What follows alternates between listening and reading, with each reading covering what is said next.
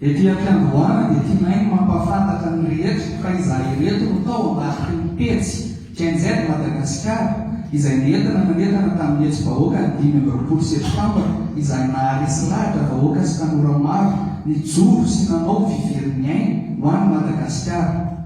Izany fandresendahatra izany dia noho ireto soatoavana izay joronay manaraka ireto dia ny mpangaraharaana tanteraka eto amin'ny tany sy ny firenena. Fitovin-tantana sy fitovian'ny tombontsoa ho an'ny malagasy rehetra manerana ny nosy, fampandraisana andraikitra ny rehetra amin'ny fiainam-pirenena, fanamafisana ny fampimpony ny fanjakana ny vahoaka, fametrahana ho laharam-pahamehana ny fanabeazana sy fanatsarana ny fahalalana, ary farany famerenana ny fihavanana sy ny firaisan-kina eo amin'ny samy malagasy.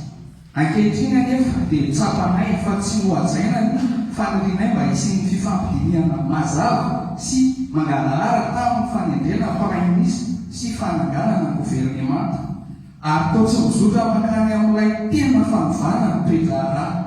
Noho izany dia tsapanay sy ireo namana mpiraidia aminay fa tsara ary ilaina ny fiverenana ny fanendrena praiminisitra izay hifampidiniana mazava amin'ireo tena ntolona. Fiverenana Andriamatoa ny fanavaozana ny Repoblikan'i Madagasikara Kolonel Mikael Randrianirina amin'ny teny nomeniny amin'ny ampitsaharana ny androm-panjakana tsapa fa tsy mifanaraka intsony amin'ny filan'ny malagasy dia ireo ihany teny miera ny fitsarana avy momba ny lalam-panorenana ary ny semi fananganana rafitra vaovao mahaleo tena ho mpanara-maso ny fitantanana ny lalam-panjakana rehetra.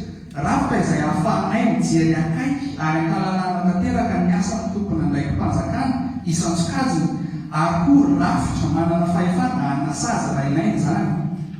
Ary fahefatra farany fanatanterahana ny fiaomam-boly nasionaly andraisan'ny tanora anjara mba hanafiatana mazava ny rafitra ny tetezamily fiara-mitantana sivily sy miaramily. Izany no atao mba ho tanteraka ny fanovana rafitra kasainy sy angatana ny vahoaka malagasy fa tsy hijana ho sary-panovana fotsiny ihany no atao. Ary manana sosokevitra sy tondrozotra azo alosa izay raha vonina iaino anay ny mpitondra fanjakana. Ety ampamarana ny Gen-Z Madagasikara dia mamerina trany ny antso amin'ny vahoaka malagasy rehetra tsy ankanavaka na inona saran-taona misy anao, na inona vondrona misy anao ary na aiza toerana misy anao eto Madagasikara ambako vonina anambatra kely hitondrana ny fanovana marina ho an'ny tenosy malalantsika ity ho an'ny taninjanaka.